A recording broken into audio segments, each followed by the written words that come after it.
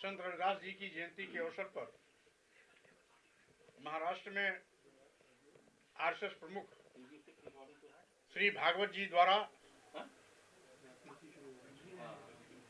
बयान दिया गया कि जाति व्यवस्था किसी भगवान ने नहीं अपितु पंडितों ने बनाई है।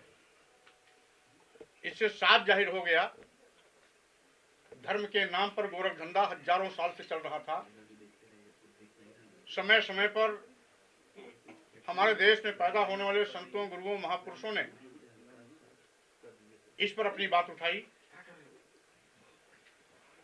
संतों की भी एक कड़ी इसी जातिवाद, छुआछूत, ऊंच नीच पर लगातार प्रहार करती रही। संत कबीर, संत रविदास, संत गुरु नानक, संत तुकाराम, संत अछूतानंद और आदि संत गाडगे आदि तमाम संतों ने इस कड़ी को आगे बढ़ाया। सामाजिक परिवर्तन के तमाम महानायकों ने भी समय समय पर देश में जातवाद के फैले कैंसर को खत्म करने के लिए अभियान चलाया। सामाजिक परिवर्तन के महानायक ज्योतिबा फुले जी, सावित्रीबाई फुले जी, बाबा साहब डॉक्टर अम्बेडकर, पेरियार रामास्वामी नाइकर, नारायण गुरु, मानवर कांशीराम जी और उत्तर भारत में भी माननीय रामसू वर्मा जी, ललई सिंह यादव जी, महाराज सिंह भारती जी, बिहार में शहीद जगदेव लेलिन जी आदि लोगों ने इस पर समय समय पर प्रचंड प्रहार किया। अभी भी मेरा अनुरोध है कि यदि हिंदू धर्म सुरक्षित रहे, सुनिश्चित रहे, तो बुराइयों को दूर करने के लिए धर्माचार्य आगे आए। साथ ही साथ यदि कभी किसी पाठ्य पुस्तक में या किसी रचना में कहीं भी जाति सूचक शब्दों का प्रयोग कर नीच अधम कहा गया, महिला समाज और शूद्र समाज को प्रताड़ित करने और अपमानित करने के लिए कहा गया, महिलाओं को नीच में भी नीच बताया गया, तो ऐसे सभी तथ्यों को तत्काल उन पुस्तकों से बाहर किया जाना चाहिए जिसके नाते समय समय पर इस विषय पर विवाद होता रहा, आगे विवाद न हो। इसलिए आज समय है कि सभी लोग बुराइयों, कुरीतियों, धर्म के नाम पर किसी को अपमानित करने, छलने, धोखा देने, गाली देने से संबंधित टिप्पणियों को हटाने का कष्ट करें। वैसे भी आज हम सभी भारतीय संविधान की व्यवस्था से संचालित होते हैं। भारतीय संविधान में अनुच्छेद 15 जिसमें कहा गया है कि जाति, वर्ण, लिंग, जन्म स्थान के नाम पर किसी के साथ किसी भी प्रकार का कोई भेदभाव नहीं किया जा सकता। यानी जब साफ और स्पष्ट है कि धर्म, जाति, वर्ण, लिंग, जन्म स्थान के नाम पर किसी को अपमानित नहीं किया जा सकता, किसी को प्रताड़ित नहीं किया जा सकता, किसी को किसी अधिकार से वंचित नहीं किया जा सकता, सबको समान अधिकार है। इसीलिए भारतीय संविधान के दिए गए निर्देश के सम्मान में भी धर्माचार्यों को आगे आना चाहिए। हमने एक छोटी सी बात उठाई थी रामचरितमानस की चौपाइयों के कुछ अंश को, जिसमें जाति विशेष को नीच अधम कहा गया, महिलाओं और शूद्रों को प्रताड़ित और अपमानित करने के लिए कहा गया, महिलाओं को नीच से भी नीच बताया गया। उस अंश को निकालने के लिए तो उस पर विचार करने के बजाय देश के सभी संत, महात्मा, धर्माचार्य वर्ग विशेष के लोग मेरा सिर काटने, जीभ काटने, हाथ काटने, नाक काटने, कान काटने पर सुपारी देना शुरू कर दिया। अब मैं उन धर्माचार्यों से कहना चाहता हूं, क्योंकि मैं आपकी व्यवस्था में, आपने जो जाति व्यवस्था बनाई उसमें चौथे पायदान पर आने वाले शूद्र समाज में पिछड़ी जात में पैदा हुआ, इसीलिए आपने मेरा सिर काटने के लिए, जुबान काटने के लिए, कान काटने के लिए, नाक काटने के लिए, हाथ काटने के लिए फरमान तो जारी कर दिया। क्या आपके अंदर हिम्मत है कि आरएसएस प्रमुख भागवत जी के भी सिर, जीभ, हाथ, नाक काटने की हिम्मत कर सकेंगे? इसलिए ऐसे ऐसे चिल्ली बखाने वाले लोगों से मैं कहना चाहता हूं कि अभी भी अकल ठिकाने पे आ जानी चाहिए। हमने आपको अपशब्द नहीं कहे, आपका अपमान नहीं किया, आपको किसी प्रकार की धमकी नहीं दी।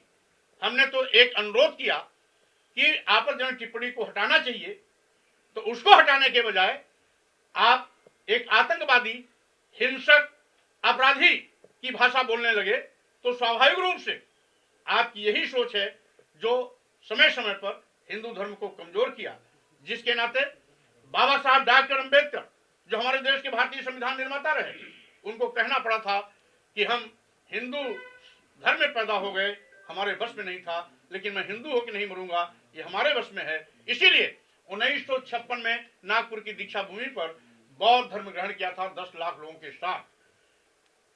यहां तक कि कई मौके पर आरएसएस प्रमुख भागवत जी ने यह भी कहा कि भारत में जो भी रहता है वो हिंदू धर्म का है। यहां तक कि उन्होंने यह भी व्याख्या किया कि अगर इस देश में किसी ने बौद्ध धर्म ग्रहण किया, जैन धर्म ग्रहण किया, ईसाई धर्म ग्रहण किया, इस्लाम धर्म ग्रहण किया, तो वो सब हिंदू हैं। समय समय पर इस धर्म को छोड़कर लोग अन्य धर्मों में गए हैं। इसका मतलब है ये धर्म की कमियां हजारों साल से चली आ रही हैं, जिसके नाते लोगों को इसी अपमानित और प्रताड़ित होने के फलस्वरूप उनको इस धर्म को छोड़ना पड़ा। अगर आप चाहते हैं इस धर्म का सत्यानाश न हो, तो अभी भी समय है, इसमें सुधार करें, संशोधन करें, आपत्तिजनक टिप्पणियों को हटाएं, मानव सम्मान के विपरीत, मानव कल्याण के विपरीत जो भी तथ्य कहीं भी हैं उसको हटाने का काम करें। हमने तो रामचरितमानस की जिक्र की थी, लेकिन आरएसएस प्रमुख भागवत जी की इस बयान से अब तो हर पुस्तकों में जहां भी जाति व्यवस्था का वर्णन है, वो चाहे वेद हो, पुराण हो, मनुस्मृति हो, सभी अब विवाद के दायरे में धीरे धीरे आएंगे। ये विवाद न बढ़े, राष्ट्र हित में यही है। संविधान के निर्देशों का पालन करना और सम्मान करने में भी अपना धर्म है, और आपको इस हिंदू धर्म को सुरक्षित करने के लिए भी चिंता के साथ आगे पहल करनी चाहिए और कमियों को दूर करने का प्रयास करना चाहिए। मैं इस पर केवल इतना कहना चाहता हूं, ये जो आज 15 दिन से लंबा विचार विमर्श चल रहा, 16वां दिन है, इस विचार विमर्श में जातवाद का नंगा नाच करने वालों की चूल्हे हिल गई हैं। उन्होंने कहीं न कहीं इस बात का खतरा देखा कि फिर से हिंदू धर्म में कहीं पलायन न हो जाए, कहीं और किसी धर्म की ओर न जाए। इसलिए समय की नजाकत को देखते हुए आरएसएस प्रमुख श्री भागवत जी ने भले ही मजबूरी में यह बयान दिया, लेकिन उनकी चिंता जायज है। मैं इतना केवल इतना कहना चाहता हूं, आरएसएस प्रमुख श्री भागवत जी अगर मन से इस बात को कहे हैं, अगर दबाव में नहीं कहे हैं, तो धर्म के नाम पर वर्ग विशेष, जाति विशेष, वर्ण विशेष को अपमानित करना, गाली देना, आपत्तिजनक टिप्पणियों सहित सभी उन अंशों को हटवाने के लिए पहल करें, क्योंकि उन्हीं के संरक्षण में आज केंद्र में सरकार है, देश के तमाम प्रदेशों में सरकार है। माननीय प्रधानमंत्री नरेंद्र मोदी जी देश के प्रधानमंत्री हैं और माननीय प्रधानमंत्री नरेंद्र मोदी ने भी कहा था 2014 लोकसभा चुनाव के समय जब किसी पार्टी ने उन पर किसी टिप्पणी की थी तो उन्होंने भी नीच होने के अपमान का दंश झेला था। सार्वजनिक सभाओं में एक नहीं अनेक सभाओं में कहा था कि पार्टी विशेष के लोग हमें नीच कहते हैं क्योंकि मैं पिछड़ी जात में पैदा हुआ हूं। और अभी अभी जब माननीय प्रधानमंत्री नरेंद्र मोदी जी पिछड़ी जात में नीच होने का अपमान झेल चुके हैं, माननीय मोदी जी का मतलब जो गुजरात में 4 बार मुख्यमंत्री रहा हो, उस समय देश के प्रधानमंत्री के दावेदार थे, आज दूसरी बार देश के प्रधानमंत्री हैं। जब ऐसी शख्सियत को भी इस जातवाद के दंश और जहर को झेलना पड़ता है तो गांव के एक सामान्य दबे कुचले पीड़ित शोषित दलित पिछड़े आदिवासी समाज के व्यक्ति का क्या हाल होगा, इस देश की महिलाओं के साथ कितना सौतेला व्यवहार होता होगा, इसका अंदाजा नहीं लगाया जा सकता। यही नहीं, मेरे ही बयान पर 4 दिन पहले श्री प्रवीण तोगड़िया जी ने भी कहा था कि स्वामी प्रसाद हमारे भाई हैं। मैं ये कहना चाहता हूं, अगर भाई दिखावे के लिए नहीं दिल से मानते हो तो आपको भी पहल करनी चाहिए। धार्मिक उन्माद न पैदा हो, धार्मिक टकराव न पैदा हो, धर्म के नाम पर किसी का अपमान न हो, किसी को गाली न दिया जाए, किसी को प्रताड़ित न किया जाए, किसी की उपेक्षा न की जाए। इसलिए हम इन तीनों बड़ी शख्सियत के नेता हैं, चाहे माननीय श्री भागवत जी हों, चाहे तोगड़िया जी हों, चाहे माननीय प्रधानमंत्री नरेंद्र मोदी जी हों। इनसे मेरा अनुरोध है कि आप लोग बैठक करके धर्माचार्यों के साथ बात कर इस बात को सुनिश्चित करें कि आगे इस प्रकार की टिप्पणियों पर सवाल न उठे, इसलिए इसको संशोधित किया जाए, विलोपित किया जाए या प्रतिबंधित किया जाए। आपके समर्थन में जो लोग आ रहे हैं उनको मुकदमे लिखे जा रहे हैं, एनएसए लगाई जा रही है। सही बात। तो आप संवैधानिक शपथ, संविधान की शपथ लेने वाले लोग खुद संविधान की धज्जियां उड़ाते हैं, संविधान विरोधी बात करते हैं और उल्टे कानून तोड़ने का आरोप किसी और पर लगाते हैं। आज यही विडंबना है। आज शेख चिल्ली बघाड़ने वालों का हौसला इसीलिए अफजाई है कि जब संविधान की शपथ लेने वाले संविधान की मंशा के विपरीत बात करते हैं तो स्वाभाविक रूप से जो उच्छृंखल स्वभाव के लोग हैं उनका हौसला बढ़ता है, प्रताड़नाएं बढ़ती हैं, अपराध बढ़ते हैं। आज मैं माननीय मुख्यमंत्री जी से कहना चाहता हूं, आपको एफआईआर कराने का बड़ा शौक है और भी कठिन से कठिन धारा लगाने का बड़ा शौक है, तो तमाम संतों महंतों धर्माचार्यों ने जो सिर काटने के लिए किसी ने 21 लाख, किसी ने 51 लाख, जीभ काटने के लिए किसी ने 5 लाख, किसी ने 11 लाख, कान काटने के लिए, हाथ काटने के लिए और नाक काटने के लिए फरमान जारी किए हैं, किसी ने हत्या कर देने के लिए फरमान जारी किया है, क्यों नहीं उनके खिलाफ एफआईआर कराते हैं? क्या रिश्ते में लगते हैं? क्या ऐसे लोगों को बढ़ावा देंगे? संविधान का कानून, संविधान की व्यवस्था चलेगी नहीं चलेगी? कानून का राज चलेगी कि नहीं चलेगा? हमने तो केवल आपत्तिजनक टिप्पणी हटाने की बात की जो संवैधानिक दायरे के अंदर है। हमने कोई कानून का विरोध नहीं किया। किस बात के लिए एफआईआर? मौर्य जी, योगी जी ने कल न्यूज 18 से हमारे बातचीत करते हुए कहा कि स्वामी प्रसाद जी को समझ नहीं है कि वो कितना पवित्र ग्रंथ है, उसकी कितनी पूजा होती है और वो जात आधारित राजनीति करना चाहते हैं, लेकिन जात आधारित राजनीति सफल नहीं हुई पिछले 4-5 चुनाव में। ये उनका। अब माननीय योगी जी को मैं कुछ नहीं कहना चाहता क्योंकि उत्तर प्रदेश के मुख्यमंत्री हैं। अब उनको यही सवाल करना चाहिए, स्वामी प्रसाद मौर्य से सवाल करने के बजाय आरएसएस प्रमुख भागवत जी से यही बात करनी चाहिए और अब भागवत जी पर राजपा लगानी चाहिए, एफआईआर करानी चाहिए, द्रोह का मुकदमा दर्ज करना चाहिए। स्वामी प्रसाद मौर्य पिछड़े समाज के हैं, इसीलिए उनको तंग कर रहे हैं। क्यों नहीं? अगर हिम्मत है तो जाकर के आरएसएस प्रमुख भागवत जी के खिलाफ कार्रवाई करते हैं। अखिल भारतीय के प्रचार प्रमुख है संघ के सुनील अम्बेडकर, उन्होंने बयान ट्वीट किया है संघ प्रमुख का। उसमें उन्होंने कहा है कि पंडित से मतलब यहाँ विद्वान लोग जो जात या राजनीति उच्च नीच की बात करते हैं।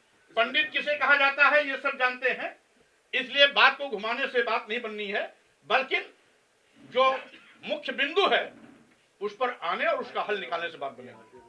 स्वामी जी, इस्कॉन की भगवत गीता में भी भगवान शिव और माता पार्वती के लिए आपत्तिजनक शब्द किए गए हैं, तो क्या आप उसका भी विरोध करेंगे? अभी मैं जहां हूं वहां रहने दीजिए, आगे उसका भी जवाब दूंगा। स्वामी जी, कल all India Muslim personal law board की एक बैठक हुई है, उसमें कॉमन सिविल कोड का विरोध किया गया है। हालांकि सरकार कह रही है ये हमारा मेन एजेंडा है, देखिए, जो भी हो, भारतीय संविधान के निर्देशों के क्रम में कोई बात हो उचित होगा। हम समझते हैं कभी भी किसी को कानून अपने हाथों में नहीं लेना चाहिए। मैं भी इस बात को आज 16 दिन हो गया शांतिपूर्ण तरीके से ही इस बात को मैं रख रहा हूं, क्योंकि अगर किसी मामले को हल करना है तो शांतिपूर्वक बात करना और शांतिपूर्वक तरीके से उस बात को मनवाना ही इसका हल है, न कि कोई हिंसक रास्ता अख्तियार करना। स्वामी जी, कथावाचक देवकीनंदन जी लखनऊ में पिछले 2 दिन से बातचीत में हुए कह रहे हैं कि पिछले 100 घंटे से कोशिश कर रहा हूं कि स्वामी आपसे बात कर सकूं और जिन लाइनों को लेकर आप बात कर रहे हैं उनका सही अर्थ आपको बता सकूं। आप बात भी कर रहे हैं कि बातचीत से रास्ता निकल सकता है, तो क्या कोई रास्ता है कि आप लोग बैठे चर्चा करें, क्या कुछ है? जिन लोगों ने जाति बनाई उन्हीं लोगों को इस पर बैठ के बात करना होगा, क्योंकि एक सामान्य सी बात है, हम तो जाति व्यवस्था के भुक्तभोगी हैं। जिन लोगों ने जाति व्यवस्था के नाम पर अपना वर्चस्व स्थापित किया, ठेकेदारी चलाया, सभी को अपने से नीच बताया, अपने को स्वयंभू बताया, ऐसे ही स्वयंभू लोगों को बैठ करके इसका हल निकालना पड़ेगा। भुक्तभोगियों के इकट्ठा होने से या उनके बात करने से इस मामले का हल नहीं होना है। अपनी पार्टी में भी आपको स्वामी जी, पल्लवी पटेल वो कह रही है कि जब 5 कालिदास मार्ग खाली कराया गया था केसी से, तब आपने पार्टी क्यों नहीं छोड़ दी थी उसी समय जब आपको विरोध करना है? गंगा जल से धुला दिया था उन्होंने। मैं उसमें पार्टी में नहीं था भाई, इसलिए जानकारी भाजपा में मंत्री थे जिस समय हटाया गया वहाँ से गंगा जल से धुलवाया गया। नहीं, भाजपा उसमें मंत्री भी नहीं था, उसमें पहले सब हो गया था। पर फिर भी सर, उस समय एक घटनाक्रम घटा, आप उस पूरी पॉलिटिक्स का पार्ट थे, तब भी आपको आगे बोलना चाहिए था। आप अपनी पार्टी में कह रहे थे। अब ये तो बाद में पता लगी ना, जब हमें पता लगी तो मैं बोला। आपकी पार्टी में, समाजवादी पार्टी में कई लोग हैं, ऋचा सिंह है, जो विरोध कर रहे हैं आपकी जो भाषा उसका, रामचरितमानस को लेकर, समाजवादी पार्टी के लोग। अब उनकी बात तो न मैं सुनता हूँ न जानता हूँ, और पार्टी उनको महत्व भी नहीं देती है। राष्ट्रीय अध्यक्ष जी जब तक इस पर किसी प्रकार का कोई बात नहीं रखते हैं, कोई माने नहीं रखता है, राष्ट्रीय अध्यक्ष जी खुद शूद्र होने की पीड़ा को बयां कर चुके हैं। सर, आप जो है हिंदू धर्म को मानते हैं या बौद्ध धर्म? किस? हम सभी धर्मों को मानते हैं। मतलब बौद्ध धर्म या हिंदू धर्म? हम सभी धर्मों को मानते हैं।